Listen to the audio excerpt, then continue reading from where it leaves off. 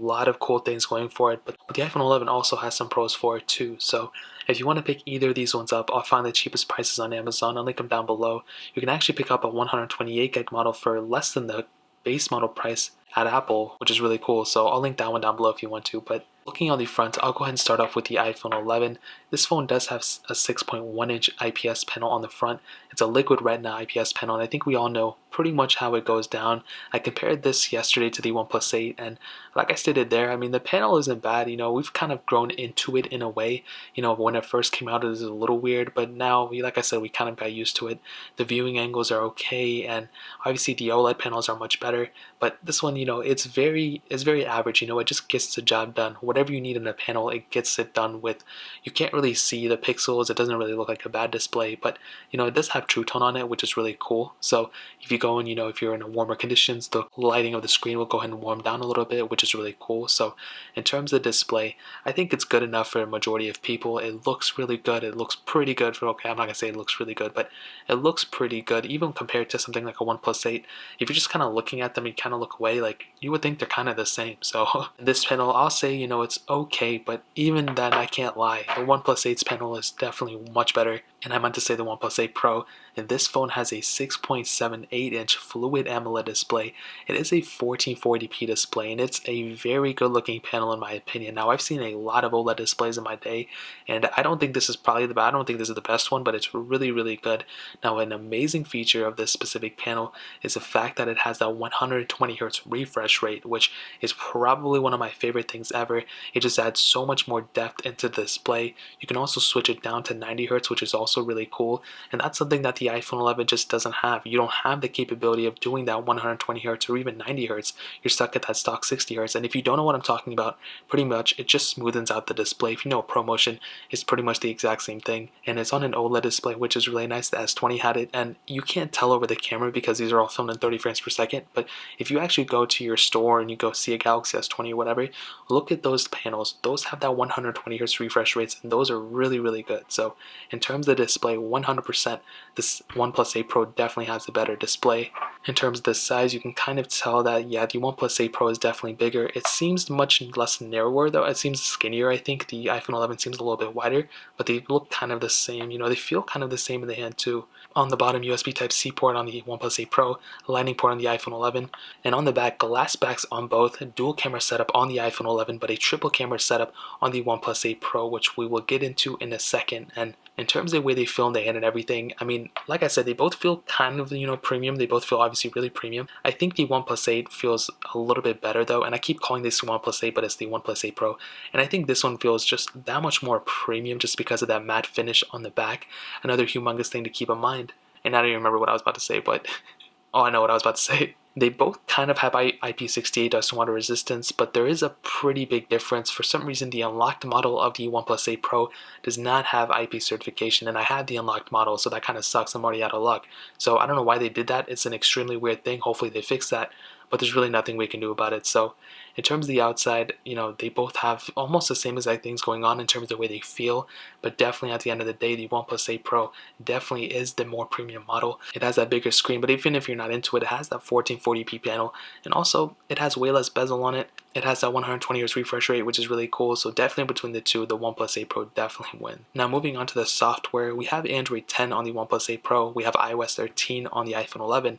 And to each their own. If you like Android, you like Android. If you like iOS, okay, that's cool. But when it comes down to the software lifecycle, I'll start with the software itself. The software on both is really great. One thing I love about OnePlus 8 and just OnePlus in general, their software is so nice. I think it's better than stock Android.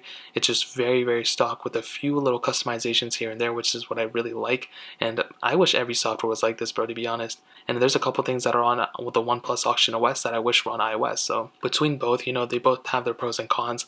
But in terms of the lifecycle support, the iPhone 11 will definitely last you longer than the OnePlus 8 Pro, and that's just a given. iOS lifecycle is crazy. You can pick up this phone now, and you can actually pick up this phone a couple years from now and still probably last longer than the OnePlus phone of that year, which is pretty crazy.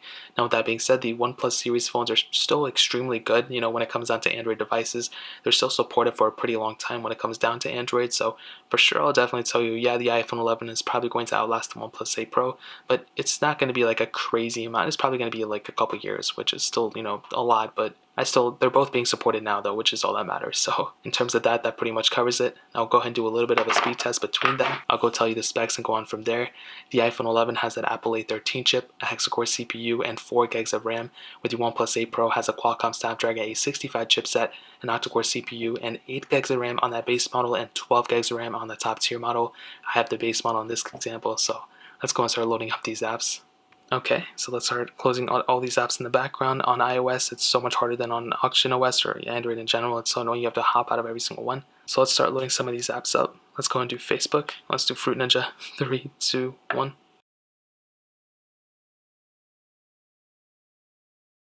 And they both were pretty close, actually. I don't know which one was faster. They both were almost identical there. That was actually really surprising. Let's do Paper.io. Don't have it. Thank you. 3, 2, 1. And I think the OnePlus 8 Pro was definitely faster. I kind of looked away, but yeah, OnePlus 8 Pro definitely faster there. Netflix, 3, 2, 1. And we always get this pop-up on here. I still need to install it, my bad. Quizlet, 3, 2, 1. OnePlus 8 Pro definitely faster, followed by the iPhone 11 a little behind. Bofa, 3, 2, 1. And definitely the OnePlus 8 Pro is faster, followed by the iPhone 11 a little bit behind. Temple Run 2, 3, 2, 1. OnePlus 8 Pro is just flowing by. The iPhone 11 is a little bit behind it, but definitely the OnePlus 8 Pro is faster. And we're loaded on the OnePlus 8 Pro, followed by the iPhone 11 a little bit behind. Let's get into some gameplay, see if there's a difference, and I'm pretty sure there's not going to be, so we'll just skip that part. Facebook, 3, 2, 1. They both were pretty close. Twitter, 3, 2, 1. OnePlus 8 Pro definitely faster, followed by the iPhone 11. Snapchat, 3, 2, 1. Definitely OnePlus 8 Pro. iPhone 11 was already loaded into it, kind of. Stack, 3, 2, 1. Okay, we had a little bit of a pop-up here, but to get into the ad was faster on the OnePlus 8 Pro, followed by the iPhone 11. Snake vs. Blocks, 3, 2, 1.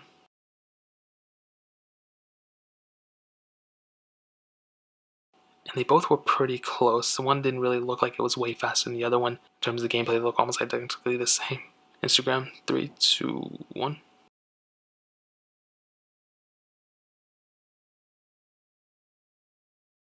Let's go and end it off with Real Racing 3. 3, 2, 1.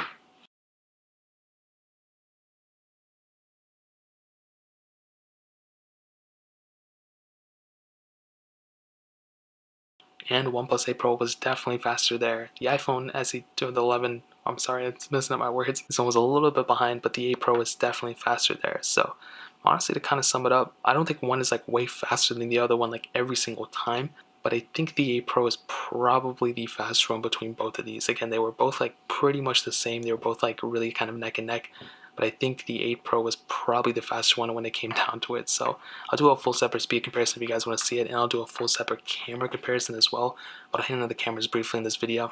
The 11 has a dual camera setup, the 8 Pro has a triple camera setup, and the 11 has two 12 megapixel sensors, a 12 megapixel wide angle lens, and a 12 megapixel ultra wide sensor, where the 8 Pro has a 48 megapixel wide angle lens, 8 megapixel telephoto lens, a 48 megapixel ultra wide sensor, and a 5 megapixel depth sensor. So we actually have a quadruple camera setup here. I've been saying that I had a triple camera setup, but whatever. And definitely between both, you're having probably more features, as I've stated before, on the 8 Pro camera. I think you're getting way more features. The quality is really good too, 4K 60 on both.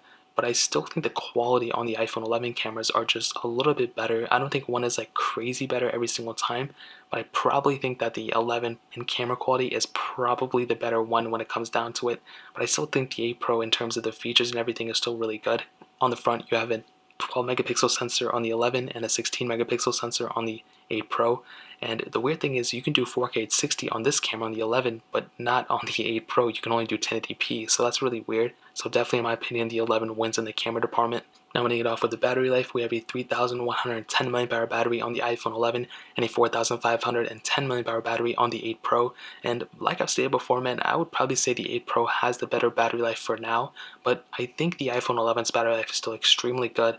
I don't think one really blows the other one out of the water, but I think for the time being, the 8 Pro probably has a better battery life, but the iPhone 11's battery life is still really good. So to kind of sum up the video and to answer the question, which one should you pick up? I mean, if you're trying to save the most amount of money, the iPhone 11 is probably the better way to go. the longevity, the long support, the speed is still there, camera's quality is still great, battery life is still great.